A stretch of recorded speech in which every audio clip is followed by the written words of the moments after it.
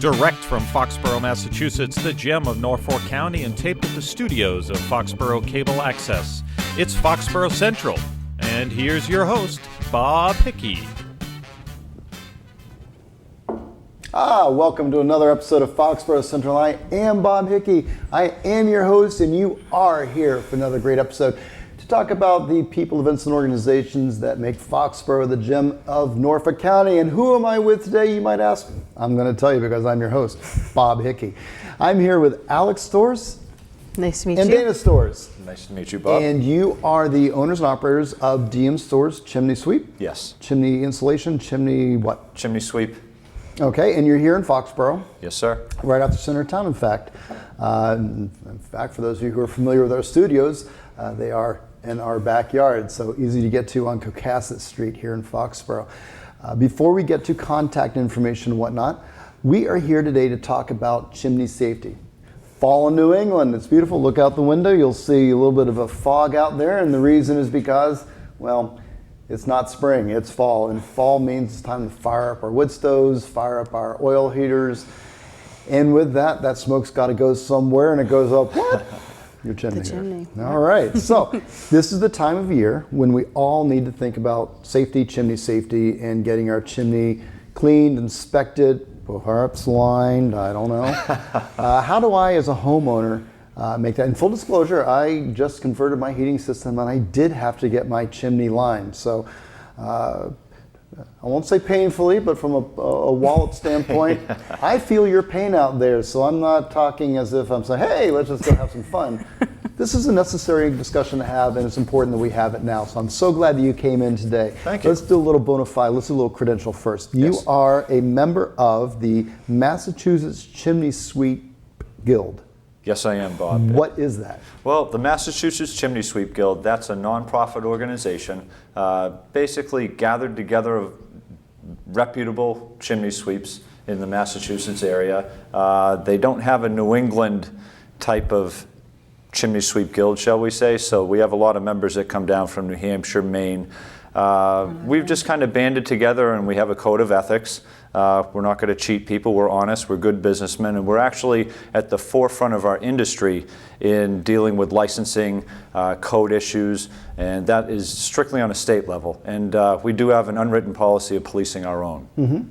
So it's a voluntary membership, but Yes. it's a professional organization where the chimney sweep companies do self-policing, self-regulating. Exactly. Is there a government piece of this, or is this purely a industry organization? Well, it's an industry organization, and it's set up with volunteers. I will tell you, it's very professional, and we do deal with the state facilities and the state legislature and government, in dealing with licensing, and they do come to us for a lot of different things as far as the expertise with the chimneys. So it's a recognized organization Absolutely. that the state relies upon for their interaction with the industry. Yes, Bob.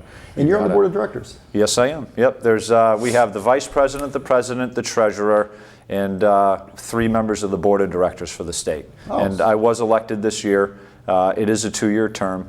And we meet, once a month, and with the board of directors, and I would say probably 4 times a year with the General Assembly. Okay. And it's all, you do have to pay a nominal fee to join this as a company. It's definitely worthwhile from an educational standpoint. We do educate our own people. So it's a way to, and I'll use the analogy, I'm an umpire and I'm part of an Okay. association. So Yes. I don't have to be part of an association, but it's Yes. a benefit because I learn latest rules, updates, latest best Exactly. practices. We have discussions about, this happened to me, how would you have handled it?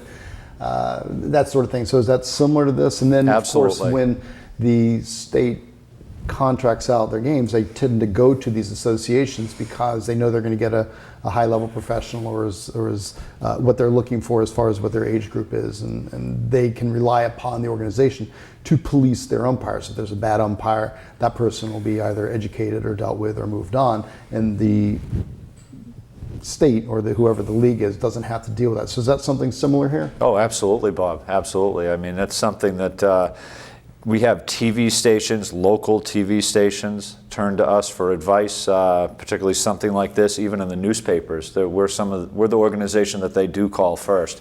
When we deal with doing actual work or construction work for the state and local people, they don't necessarily turn to us, but it's a great reference tool when you look at hiring a contractor to be part of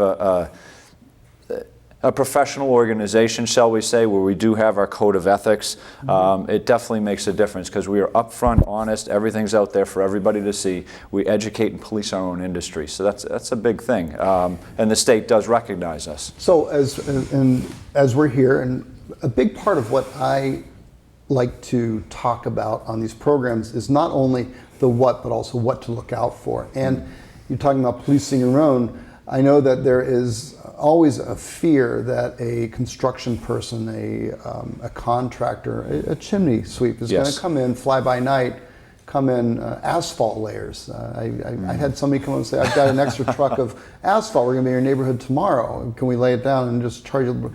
I think, well, how can you have an extra truck tomorrow if you're not even there today? So it's these scams that, or potential scams, I shouldn't say alleged scams, that one always has to be on the lookout for. And I know that you've been down to the senior center before having this type of discussion. What sort of thing do you tell folks when it comes to what to look for in a chimney sweep? Usually what I find is that if someone is being cold called, so to speak, that we'll be in your neighborhood and we can sweep your chimney for $50 type of a thing, the old adage holds true. If it's too good to be true, it more than likely is, because we can't turn the keys in our truck for $50. And you want to do your due diligence as a homeowner and a consumer and do your research. If they're going to be in your neighborhood tomorrow, they're going to be back in a week. Do your homework and make sure that they are licensed professionals, that they hold a certification with the Chimney Safety Institute of America, the CSIA. Okay. You have to have that license in order to be a member of our Massachusetts Chimney Sweep Guild. And there is a code of ethics. Dana's required to carry a card, an identification card, and on the reverse of that, there's a list of ethics that we are held to. And one of those is to educate your consumer, your client. And I would say to look for that and ask them for insurance certificates. We have to be insured. Also ask for an HIC registration with the town that the business is located in. Home improvement contractor's license. And then, so like we have ours up here at the town hall, and you need them anytime you pull permits. So you have to be licensed in the town that you operate in. As a home improvement contractor, yes. Okay. And by the state. And by the state. Really? Yes. So there's a lot more into this than just hopping absolutely. up. Yes. No Dick Van Dyke hopping up on a roof with his chimney sweep thing. Right, and his umbrella, right? What I will say is there's no laws governing that. Unfortunately. If Bob Hickey would like to get his ladders and his rods and go out and do his own chimney and sweep it, Bob Hickey can. Now, I know you've seen my chimney and my roof. Yes, you we know have. There's no way I'm jumping up on the fourth story. Yeah, your of roof that. unnerves us too. And we go on a lot of roofs. Very true. Very true. No offense. None taken. I've seen the roofs in Boston. I go look at yours. Baker Street is a great historic district. I encourage you to come on down and look at all the slanty roofs and think, wow, those people are impressive. Pitches and the So but this brings up a good point, that safety is, and I looked at my roof and I'm looking at this, in addition to the roof being slanty and with the attic included, you're up on the fourth floor, but the chimney then goes up another 9 feet above that. Correct. So how do you do that? I mean, where do you go to school to learn, hey, I'm not going to be afraid of heights and gravity doesn't affect you. It affects me, as my arm can show, but how do you get away with this? Well, I honestly, it's shall we say, a confidence thing. I mean, you definitely don't want to have somebody that's scared of heights, whether it's 5 feet or 300 feet. I can imagine what the job interview is with you. We're going to take a... we're going to go to Purgatory Chasm and we're going to hang out on this rock. Dry run for a week and see. If you can jump from this rock to that rock, then you can work for me. They have to have a base jumping experience. I'm just kidding. A fear of heights is not a good thing to have, to say the least. Probably not. I'll say usually, at least what I do is I try and give the people who I hire a 2-week easy out clause. We'll start you on a trial basis for 2 weeks, start you off with baby steps and work our way up to whatever we have on our plate for the 2-week period. being in the industry about 18 and a half years, it's something where I spent most of my time in the chimney industry training apprentices. I would say it's a 50-50 shot. If the guy's going to stick around, we can usually tell within the first week, honestly. Less. It's not something that you just grow into. Right. Everybody has that natural fear. If we were supposed to be up that high, we would have wings. Instead, we have harnesses that catch us if we fall. So again, safety first, but again, no harm, no foul if somebody just washes out. Exactly. That's a good way to look at it. Exactly. I mean, you know, and you're not only dealing with that fear of heights, there's a lot of other things. I mean, we do, you know, most of us do some type of masonry, whether it's overall masonry construction of chimneys or if it's just, how should we say, running around with rods and brushes and vacuums, cleaning flues. You know, so there is a weightlifting element to the whole trade, along with the height aspect of it. So. And that's an excellent point. So, in talking about a HIC, what was that again? Home improvement contractor's Home license. improvement contractor's license is very important because in what you do, it is more than just taking out the broom and giving you a couple absolutely. douses. Our company. Some companies only do that. And that's okay, but as long right. as that's what they say they're going to do. Correct. Yes. So let's talk about, and I know there are companies here in Foxborough, Foxborough Chimney Sweep, DM Yes. Stores. Are there others Not that I know of. that are in licensed? So those are the Foxborough. big two in Foxborough. Those are the. And of course, there are many ones other that I do communities. know I'm not about. going to get into that, but we are Foxborough Cable Access, and I talk about Foxborough first. That's right. What I do. So those are the two reputable firms here Yes. in Foxborough that are licensed and registered and able to do work on people's homes. Yes. So with those two companies, what if I call and, hey, I'm Bob's Chimney Sweep and I'm coming to your neighborhood and I'm going to be in the neighborhood and I'll do your chimney for $50. What is the thing I should do as a homeowner to find out if Bob's Chimney Sweep is a reputable firm or not a reputable firm? Who do I call? Do I just stick my finger in the wind, or I assume there's something I can do?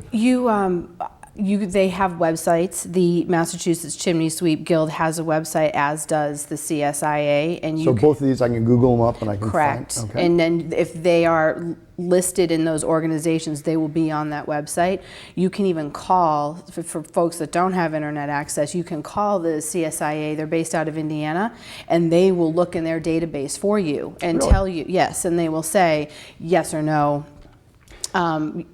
And you see that number on your screen, I'm sure, right now, because the beautiful work that our editing group does for post-production, they can put all these things on. So. Excellent. Okay.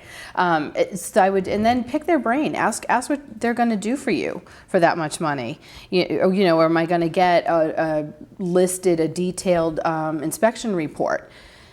Because we fill out an inspection report with the check marks, the diagram of the chimney system, what we're looking at, what the condition of it is, and any recommendations for repairs. When people come to your home, it is always be very leery if someone says, they start talking about safety and danger. This is very dangerous. I need to line your chimney right now. I have the material in the truck and I can do it for $3,000. Be very leery. You figure you've gone this long with your chimney being the way that it is, always get two, if not three opinions. Really? We're called in on second opinions all the time, which is great, because they'll have something like this happen, they get nervous and they say, oh, let me get a second opinion. And so sometimes we're going in there saying, you know what, you don't need this. Or yes, you do, but it doesn't need to be this much money. And the fear with someone who isn't properly licensed is we are venting combustion, and it is a safety issue. And the last thing you want is someone who does not know what they're doing venting the combustion for your appliances, i.e. heat appliance, hot water, heater, fireplaces. If that comes back into the home, it's a health concern.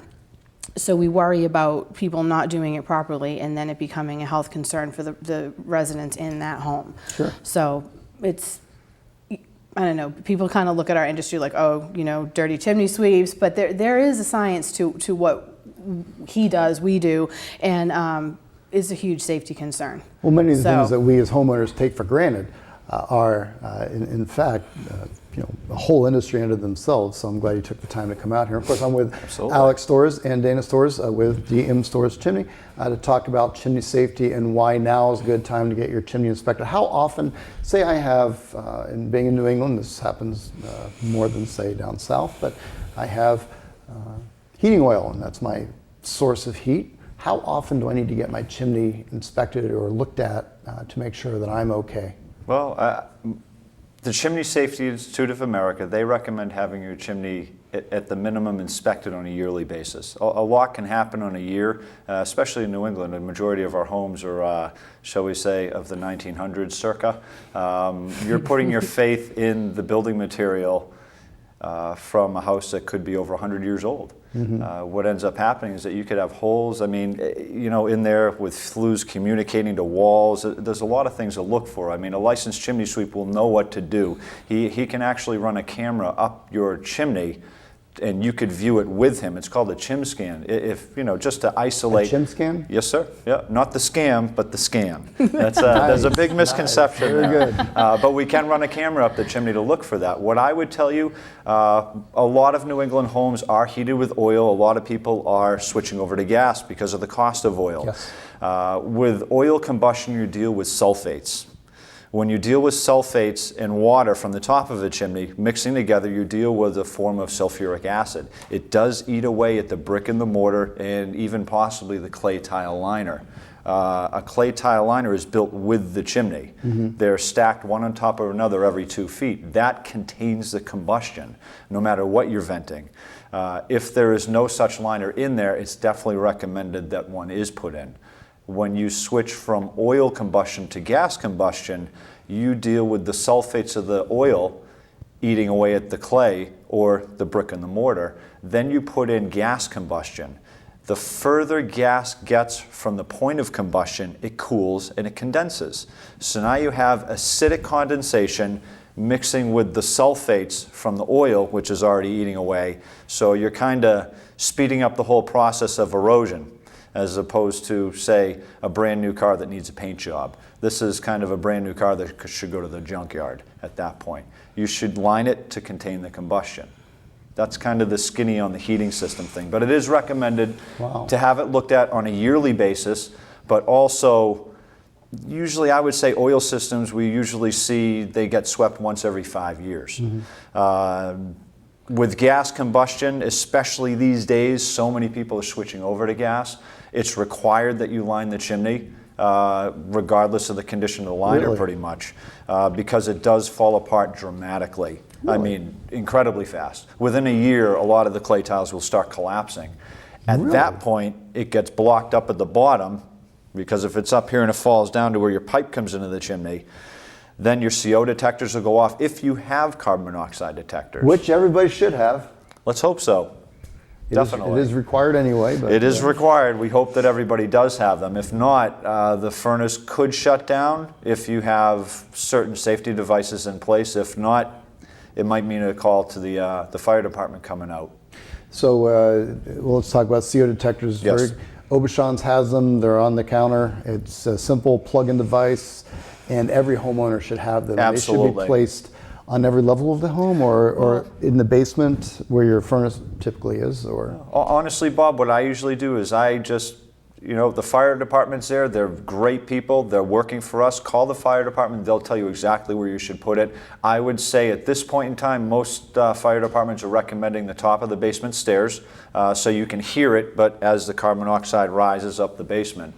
And I believe also in each room of the house. But the local fire department will definitely steer you in the right direction. And they don't mind people calling for that? Oh, absolutely not. They love it. That's their job. So if somebody were to Absolutely. call the Foxborough Fire Department here in Foxborough at 508-543-1238 on their business line, they'd be happy to come and help. Absolutely. And a lot of it's just turnkey. They can tell you where to put it right over the phone. They wouldn't even need a visit out. And that's carbon monoxide detectors. I will tell our audience here that it's recommended you have those no matter what kind of heating system you do have in your house. I will say a smoke detector is also a very good thing whether you have a fireplace or not. And that's particularly from oil combustion. When oil combustion doesn't want to go up out a chimney, you could have what's called a blowback, which is smoke, and the smoke detector will pick that up. I've experienced that, and Oh, I've wow. also had it Fun. happen where the smoke detector did not pick it up because we had a heat sensing smoke detector, and I guess there's two different types of Yes, smoke there are. detectors. There's that, and then there's the one that has the optic lens on it where it's looking for smoke, right? Yes, Am I correct on that? exactly. Okay, I educated myself a couple years ago when I had such a blowback, and I'm in the living room and all of a sudden it's coming up through the floor. But again, old Victorian house, what are you going to do? But it's coming up, and I thought, well, this is bad. Yeah. Well, This is not good. we meet the millionth person on a weekly basis. Wow. Okay. So I'm glad we're having this conversation again with DM Stores Chimney, talking about chimney safety and being fall in New England, why it's important that you act now to make sure that you're all set for the winter. So getting into this process of basic, and essentially it's basic home maintenance. You know, it really is. Change the smoke detector batteries every 6 months, and when you change the clock, you're supposed to change your batteries. You bring down the storm windows, you should get your chimney swept, and you should have a relationship with a local company, because we in Foxborough love dealing with local people. But it's also very important that people use a reputable firm. So I know that you've been down to the senior center and you've spoken with them about how to identify. Have you ever come across it yourself where you've seen these fly-by-nighters? Unfortunately, I did, and it was on our own street that we live on, ironically, and I called our inspectional service department and here in Foxborough. Here in Foxborough, yes, and at Town Hall at 508-543-1200. Wow, you're good. Don't ask me to do that on Monday morning. But my biggest concern was an unmarked van with more people on site than necessary to line this teeny tiny little chimney. It was the home of an elderly resident, and the back of the van had probably a 50-foot coil of stainless steel liner in the back. You don't need that much stainless steel to line this little house. And she has a gas meter on the exterior of her home. You have to pull a permit to line a flue for a gas appliance, and a plumber needs to do that for you, yes. So we, as chimney professionals, have to fall under the plumber's permit in doing something like that.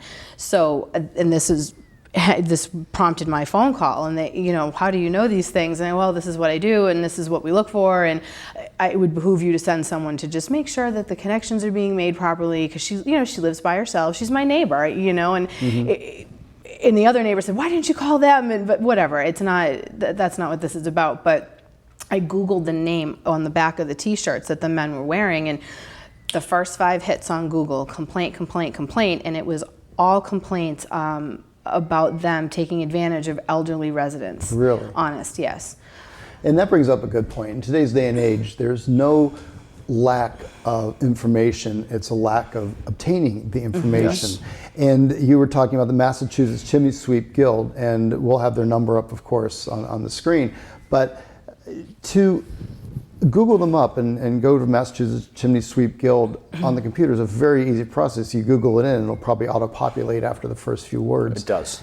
And this site will give you essentially the name of member organizations, and if they're a member of the guild, then the due diligence has been done by the guild, knowing that these folks are registered, are licensed, are professionals, and there is a level of professionalism. You keep using that word, I like the word. There's a level of professionalism that is expected and that they adhere to. They've not accepted members. They've been known to deny membership because they research you as a company prior to granting you this membership. And if they don't like what they've read or see or your business practices, they will not admit you into their organization. I'd like to jump in. Go ahead, yes, please. Well, I just want to jump in and say our industry is very small, very lucrative industry. There's, as you said before, not everybody wants to go up 50 feet in the air and haul up 300 feet of material, or whatever you want to say, and then put it down the chimney and get dirty and windy and rained on in the whole process here. With that being said, there's a lot of great companies out there. Yes. If you do your research through the Guild, through the CSIA, you will find a reputable company. Check their licensing, as Alex said. That's the biggest thing. As I said before, we meet the millionth person every day. The customer has a need. The person you call wants to do that work for you. That's his business. Just make sure you do the additional work with the insurances and the licensing. It's a huge part of everything, Bob. Definitely in my industry, definitely. Well, it has been a great pleasure having you here today with us, Dana and Alex. Thank you. To talk about chimney safety and the things that go into understanding what and why we need to do this. So before we get to the last word, Yes. Since you've taken the time to come out, what is the contact information for DM Storage Chimney? Alex? We have 2 phone numbers. It's 508-698-1670 Okay. and then 508-698-0245.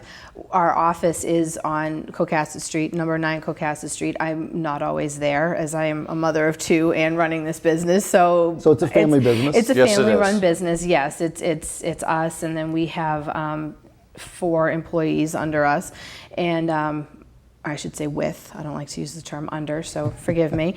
In the terms these days of associates. Yes, Absolutely. and we have local folks that work for us, and we do our best to give back to the local community as best we can, as far as buying our materials and things of that nature. So. And we do have a website. It is the company name, dmstoragechimney.com, and we have an email also, and it's our company name at gmail.com. Okay, and that's stores with 2 R's. Correct. Yes, sir. And I know that because one of the great volunteers who comes out every week to help bring these shows to you in Foxborough is Dana's mom, Deb. So, she's a great member of our team here at Cable Access, and so you can see where some positive community service and community ties Absolutely. happen. So again, Dana and Alex, it's been a pleasure having you out here with us. Thank you so much. Thank Oh, you. you're very It's been a welcome. pleasure. Thank you. Last word on chimney safety. Last word on chimney safety, have it inspected once a year by a licensed certified professional. Please feel free to contact the Massachusetts Chimney Sweep Guild or the CSIA. They're the best organizations out there to help you. And have a great winter. That's a great final word. I'm Bob Hickey. I've been your host, and it's been a pleasure having you with us as we learned about chimney safety. Safety first, get your chimney inspected. And while you're getting your chimney inspected, feel free to log on to our website, www.fcatv.org, to check out this edition of Foxborough Central, any of our other wonderful programs, or to learn more about how you can become a volunteer. On behalf of Cable Access, I'd like to thank my volunteers, Deb Storrs, Betty Travers, and Gary Nash behind the glass, our editors, Rob and Mike, who bring it all to you. Speaking of you, I hope you have a great year. Foxborough, until we talk about chimney safety again. I'm taking care of myself. I have a new chimney, and I'm going to go in the winter feeling very confident. Have a great one, Foxborough.